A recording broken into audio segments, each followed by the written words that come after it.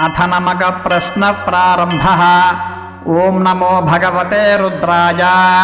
ओम नमस्ते रुद्रमन्यव उतोत इषवे नमः। नमस्ते अस्तु धन्वने बाहुभ्यामुतते नमः। यात इषु शिवतमा शिवं बभूवते धनुः। शिवा शरव्या यातवतया नो रुद्रमुरया। याते रुद्रशिवा तनूरघोरापापकाशिनी। तया नस्तनुवाशन्तमया गिरिशन्ताभिचाकशीः। यामिषुं गिरिशन्तहस्ते बिभर्ष्यस्तवे। यामिषुं गिरिशन्तहस्ते बिभर्ष्यस्तवे।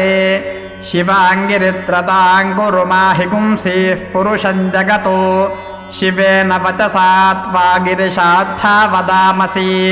यथा नः सर्वमिज्जगदयक्ष्मगो सुमना असतो। अध्यवोचदधिवक्ता प्रथमो दैव्योऽभिषको। अहेगुश्च सर्वाञ्जं भजन् सर्वाश्च यातु धान्यः। असौ यस्ताम्रो अरुण उत बभ्रुः सुमङ्गलः। ये चेमागो रुद्रा अभितो दिक्षु श्रिताः सहस्रशो वैशागुं हेड ईमहे। असौ योमसर्पति नीलग्रीवो विलोहितः। उतैनं गोपा अदृशन्नदृशन्नुदहार्यः। उतैनं विश्वा भूतानि सदृष्टो मृळयातिनः। नमो अस्तु नीलग्रीवाय सहस्राक्षाय मीढुषे। अथो ये अस्य सत्त्वानो हन्तेभ्यो करन्नमः। प्रमुञ्च धन्वनस्त्वमुभयोरार्त्नियोज्या। याश्च ते हस्त इषवः पराता भगवो वपा। अवतत्यधनुस्त्वगुं सहस्राक्षशते शुधे। निशीर्य शल्यानां मुखा शिवो नः सुमना भवा। विज्ञन् धनुः कपर्दिनो विशल्यो वानवागो उत। अनेशन्नस्येषव आभुरस्य निषङ्गथिः। याते हेतिर्मीढुष्टमहस्ते बभूवते धनुः। तजास्मान् विश्वतस्त्वमयक्ष्मया परिभुजा। नमस्ते अस्त्वायुधाया न तताय धृष्णवे। उभाभ्यामुतते नमो बाहुभ्यां तव धन्वने। परिते धन्वनो हेतिरस्मान् वृणक्तु विश्वतः। अथो य इषुधिस्तवारे अस्मन्निधेहितम्। नमस्ते अस्तु भगवन् विश्वेश्वराय महादेवाय त्र्यम्बकाय त्रिपुरान्तकाय त्रिकाग्नि कालाय कालाग्निरुद्राय नीलकण्ठाय मृत्युञ्जयाय सर्वेश्वराय सदाशिवाय श्रीमन्महादेवाय नमः।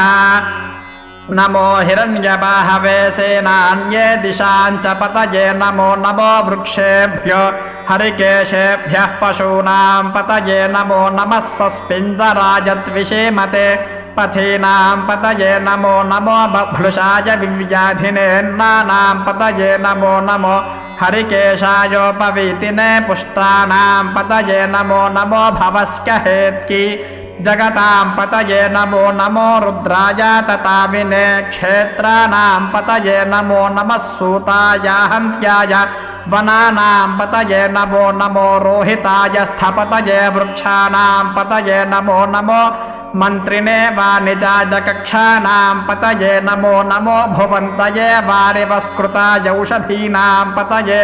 नमो नम उच्चैर्घोषाय क्रन्दयते पत्तीनां पतये। नमो नमः कृत्स्नवीताय धावते सत्त्वनां पतये नमः। नमः सहमानाय निव्याधिन आव्याधिनीनां पतये। नमो नमः ककुभाय निषङ्गिने स्तेनानां पतये। नमो नमो निषङ्गिन इषुधिमते तस्कराणां पतये। नमो नमो वञ्चते परिवञ्चते स्तायूनां पतये। नमो नमो निचेरवे परिचरायारण्यानां पतये। नमो नमः सृकाविभ्यो जिघागुंसद्भ्यो मुष्णतां पतये। नमो नमो सिमद्भ्यो नक्तञ्चरद्भ्यः प्रकृन्तानां पतये। नमो नम उष्णीषिने गिरिचराय कुलुञ्चानां पतये। नमो नम इषुमद्भ्यो धन्वाविभ्यश्च वो। नमो नमः आतन्वानेभ्यः प्रतिदधानेभ्यश्च वो नमो नम आयच्छद्भ्यो विसृजद्भ्यश्च वो नमो नमोऽस्यद्भ्यो विद्यद्भ्यश्च वो नमो नम आसीनेभ्यः शयानेभ्यश्च वो नमो नमः स्वपद्भ्यो जाग्रद्भ्यश्च वो नमो नमस्तिष्ठद्भ्यो धावद्भ्यश्च वो नमो नमः सभापतिभ्यश्च वो नमो नमो अश्वेभ्योऽश्वपतिभ्यश्च वो नमः नम आव्याधिनीभ्यो विविध्यन्तेभ्यश्च वो नमो नमः उगनाभ्यस्तृगुंहतेभ्यश्च वो नमो नमो वृत्सेभ्यो कृत्सपतिभ्यश्च वो नमो नमो व्रातेभ्यो व्रातपतिभ्यश्च वो नमो नमो गणेभ्यो गणपतिभ्यश्च वो नमो नमो विरूपेभ्यो विश्वरूपेभ्यश्च वो नमो नमो महद्भ्यः क्षुल्लकेभ्यश्च वो नमो नमो रथिभ्यो रथेभ्यश्च वो नमो नमो रथेभ्यो रथपतिभ्यश्च वो नमो नमः सेनानिभ्यश्च वो नमो नमः क्षत्रुभ्यः सङ्ग्रहीतृभ्यश्च वो नमो नमस्तक्षभ्यो रथकारेभ्यश्च वो नमो नमः कुलालेभ्यः कर्मारेभ्यश्च वो नमो नमः पुञ्जिष्टेभ्यो निषादेभ्यश्च वो नमो नमः इषुगृभ्यो धन्वगृभ्यश्च वो नमो नमो मृगयुभ्यश्वनिभ्यश्च वो नमो नमस्पभ्यश्वपदिभ्यश्च वो नमः नमो भवाय च रुद्राय च नमः शर्वाय च पशुपतये च नमो नीलग्रीवाय च शितिकण्ठाय च नमः कपर्दिने च व्युक्तकेशाय च नमः सहस्राक्षाय च शतधन्वने च नमो गिरिशाय च शिपिविष्टाय च नमो मीढुष्टमाय चेषुमते च नमो ह्रस्वाय च वामनाय च नमो बृहते च वर्षीयसे च नमो वृद्धाय च संवृध्वने च नमो अग्र्याय च प्रथमाय च नम आशवे चाजिराय च नमः शीघ्रियाय च शीभ्याय च नम ऊर्म्याय च वस्पन्याय च नमः स्रोतस्याय च द्वीप्याय च नमो ज्येष्ठाय च कनिष्ठाय च नमः पूर्वजाय च परजाय च नमो मध्यमाय च पगल्भाय च नमो जघन्याय च बुद्धियाय च नमः सोऽभ्याय च प्रतिसर्याय च नमो याम्याय च क्षेम्याय च नम उर्वर्याय च खल्याय च नमः श्लोक्याय च वसान्याय च नमो वन्याय च कक्ष्याय च नमः श्रवाय च प्रतिश्रवाय च नम आशुषेनाय च शुरथाय च नमः शूराय च वभिन्दते च नमो वर्मिने च वरूथिने च नमो बिल्मिने च कवचिने च नमः श्रुताय च श्रुतसेनाय च नमो दुन्दुभ्याय च हनन्याय च नमो धृष्णवे च प्रमृषाय च नमो दूताय च प्रहिताय च नमो निषङ्गिने चेषुधिमते च नमस्तीक्ष्णैषवे चायुधिने च नमस्पायुधाय च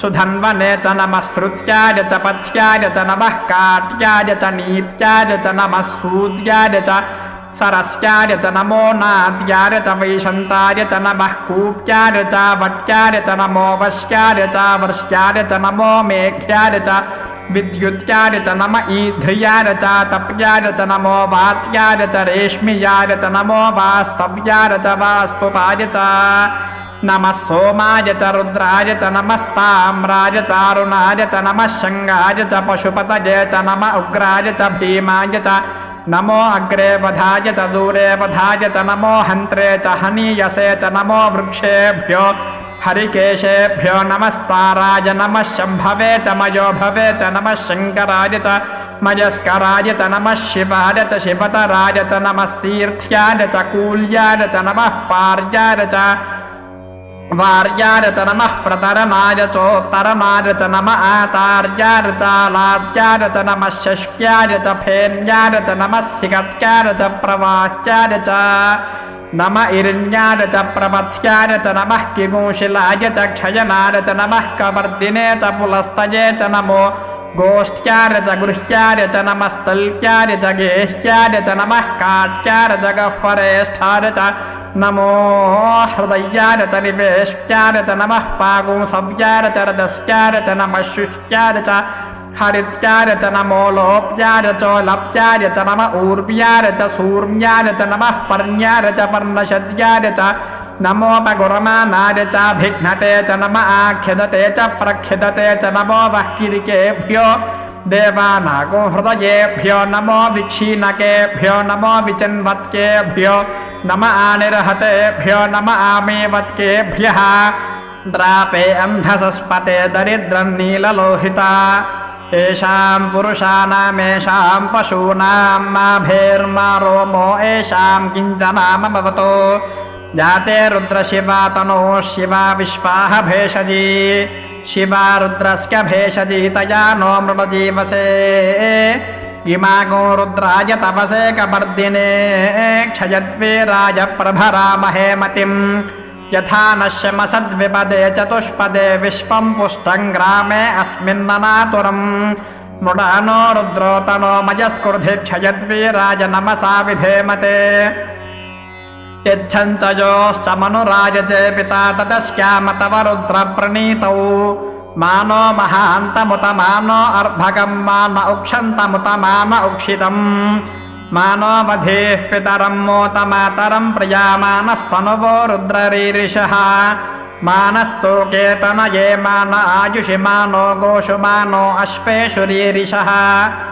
वीरान् मानो रुद्रभामितोपधीरः विष्मन्तो नमसा विधेमते आराते गोघ्न उत पूरुषघ्ने क्षयद्वीराय सुम्नमस्मेते अस्तु रक्षा च नो अधि च देव ब्रूह्यथा च नः शर्म यच्छद्विबर्हाः स्तुहि श्रुतं गर्तसदञ्जुवानं मृगन्नभीममुपहत्नुमुग्रम् मृडाचरित्रे रुद्रस्तवानो अन्यन्ते अस्मन्निपपन्तु सेनाः परिणो रुद्रस्य हेतुर्वृणक्तु परित्वेषस्य दुर्मतिरघायोः अवस्थिरामघवद्भ्यस्तनुष्वमीढ्वस्तोकायतनयाय मृडया मीढुष्टमशिवतमशिवो नः सुमना भव परमे वृक्ष आयुधन्निधाय कृत्यं वसान आचर पिनाकं बिभ्रदागहि विकिरितविलोहित नमस्ते अस्तु भगवः यास्ते सहस्रगो हेतयोऽन्यमस्मन्निवपन्तु ताः सहस्राणि सहस्रदा बाहुवोस्तव हेतयः तासामीशानो भगवः पराचीना मुखाकृधी सहस्राणि सहस्रशो ये रुद्रादिभूम्यां तेषागुं सहस्रयोजनेव धन्वानि तन्मसि अस्मिन् महत्यर्णवेऽन्तरिक्षे भवाधि नीलग्रीवाशितिकण्ठा शर्वाधः क्षमाचराः नीलग्रीवाशितिकण्ठादिवगुं रुद्रा उपश्रिताः ये वृक्षेषु सस्पिञ्जरा नीलग्रीवा विलोहिताः ये भूतानामधिपतयो विशिखासः कपर्दिनः ये अन्येषु विविध्यन्ति पात्रेषु पिबतो जनानो ये पथां पथि रक्षय ऐलवृदाय व्युधः ये तीर्थानि प्रचरन्ति सृकावन्तो निषङ्गिनः य एतावन्तश्च भूयागुंसश्च दिशो रुद्रावितस्थिरे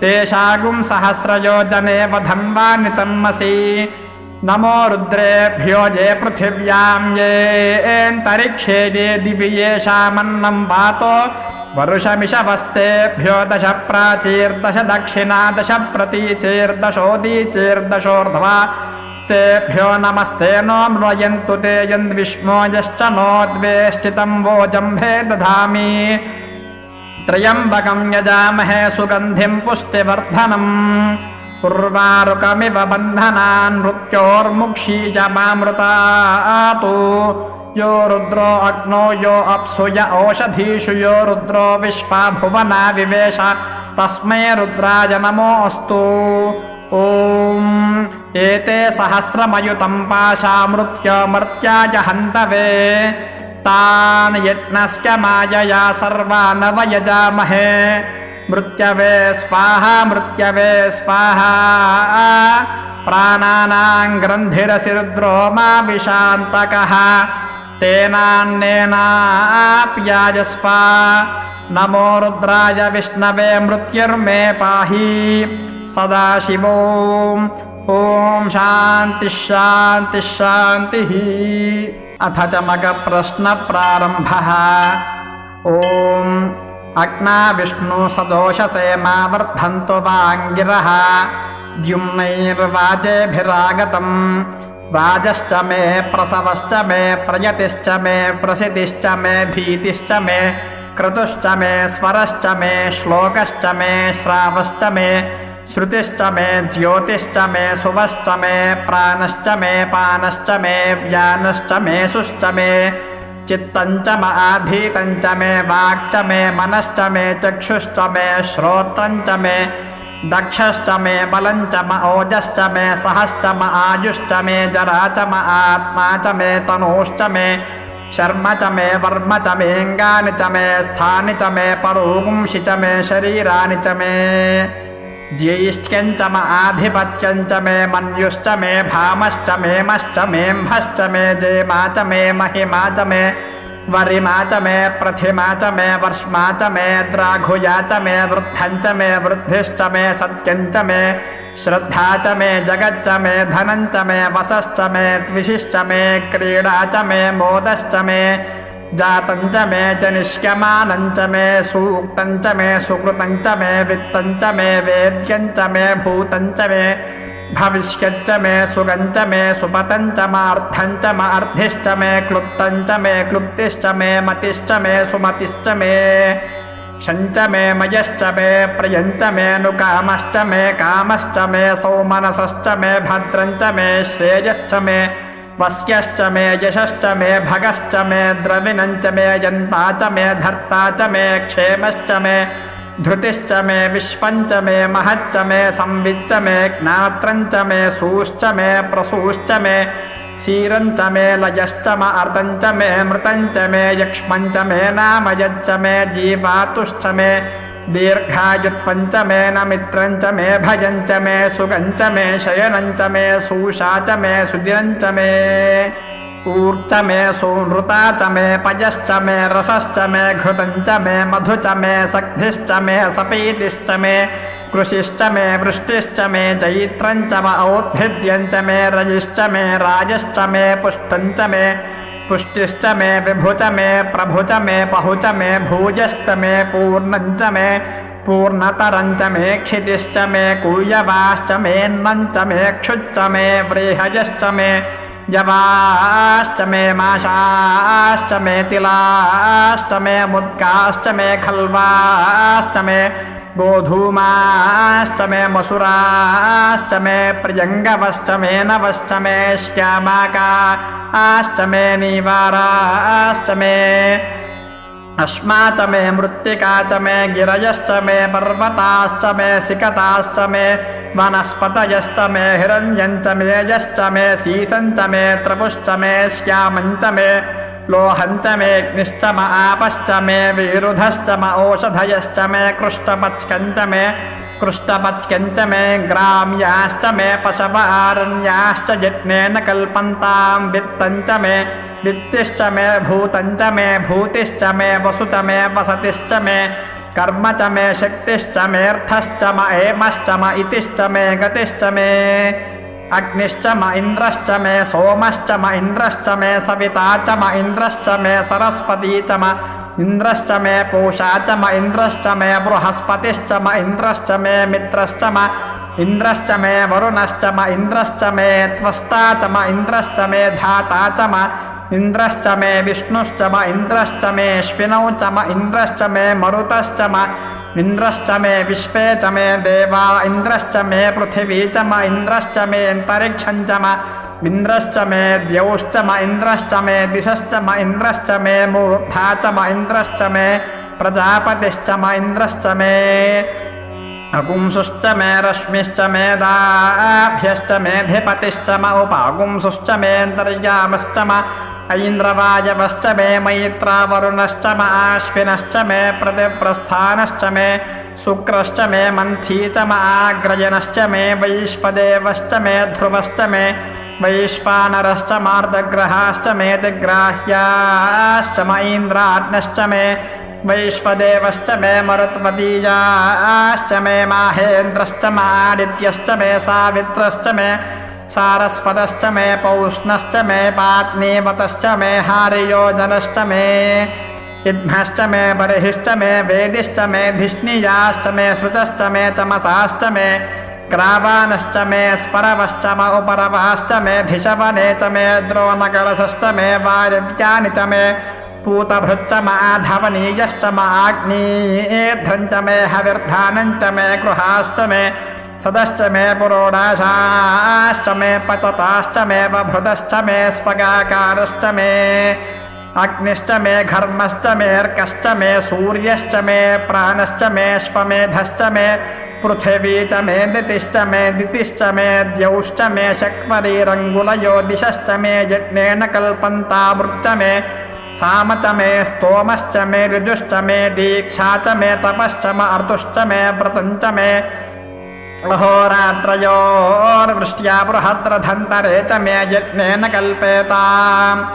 गर्भाश्च मे वत्साश्च मे त्रयविश्च मे त्रयवी च मे दित्यवाच्च मे दित्योही च मे पञ्चाविश्च मे पञ्चावी च मे त्रिवत्सश्च मे त्रिवत्सा च मे दुर्यवाच्च मे दुर्योही च मे पष्ठवाच्च मे पष्ठोही च म उक्षा च मे वशा च मार्षभश्च मे वेहच्च मे अनड्वाञ्च मे धेनुश्च म आयुर्यज्ञेन कल्पतां प्राणो यज्ञेन कल्पताम् अपानो यज्ञेन कल्पतां यानो यज्ञेन कल्पतां चक्षुर्यज्ञेन कल्पतां श्रोत्रं यज्ञेन कल्पतां मनो यज्ञेन कल्पतां वाग्यज्ञेन कल्पतामात्मा यज्ञेन कल्पतां यज्ञो यज्ञेन कल्पताम् एका च मे तिस्रश्च मे पञ्च च मे सप्त च मे नव च म एकादश च मे त्रयोदश च मे पञ्चदश च मे सप्तदश च मे नवदश च म एकविंशतिश्च मे त्रयोविंशतिश्च मे पञ्चविंशतिश्च मे सप्तविंशतिश्च मे नवविंशतिश्च म एकत्रिंशच्च मे त्रयस्त्रिंशच्च मे चतस्रश्च मे अष्टौ च मे द्वादश च मे षोडश च मे विंशतिश्च मे चतुर्विंशतिश्च मे अष्टाविंशतिश्च मे द्वात्रिंशच्च मे षट्त्रिंशच्च मे चत्वारिंशच्च मे चतुश्चत्वारिंशच्च मे अष्टाचत्वारिंशच्च मे वाजश्च प्रसवश्च विजश्च क्रतुश्च सुमश्च मूर्धाजव्यश्नियष्टान्त्याजनश्चाद्यश्च भुवनश्च भुवनश्चाधिपतिश्च इडा देवहोर्मनुर्यत्ननेर्बृहस्पतिरुक्थामदानि शकुंसषद्विश्वे देवाः सूक्तवाचः पृथिवी मातर्मा माहिगुंसीर्मधुमनिष्ये मधुजनिष्ये मधुवक्ष्यामि मधुवदिष्यामि मधुमतीं देवेभ्यो वाचमुद्यासकुं शुश्रूषेण्यां मनुष्येभ्यस्तम्मा देवा अवन्तु शोभायै पितरोऽनुमोदन्तु। ॐ शान्तिः शान्तिः शान्तिः।